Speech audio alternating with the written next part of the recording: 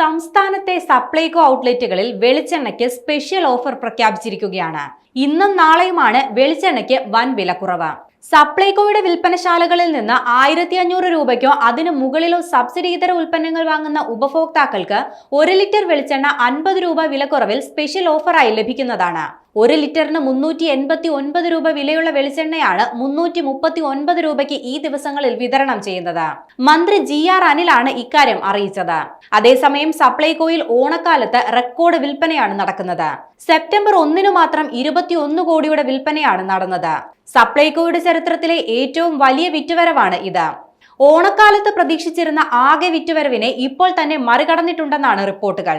പൂരാട ദിനമായ ഇന്നും ഉത്രാട ദിനമായ നാളെയും വിൽപ്പന എല്ലാ റെക്കോർഡുകളും ഭേദിച്ച് മുന്നേറുമെന്നാണ് കണക്കുകൂട്ടുന്നത്. റോക്കറ്റ് പോലെ കുതിച്ചുയർന്നുകൊണ്ടിരുന്ന വെളിച്ചെണ്ണ വില സർക്കാർ ഇടപെടലോടെയാണ് കുറഞ്ഞത്.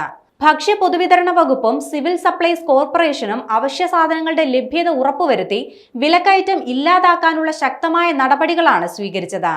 ഓണവിപണി ലക്ഷ്യമിട്ട് കൃഷിവകുപ്പ് നടപ്പിലാക്കുന്ന കർഷക ചന്തകളിൽ 4.7 കോടിയുടെ പച്ചക്കറികളാണ് സംഭരിച്ചത്. ഇതിൽ 2.9 കോടി കർഷകരിൽ നിന്ന് നേരിട്ടാണ് സംഭരിച്ചത്.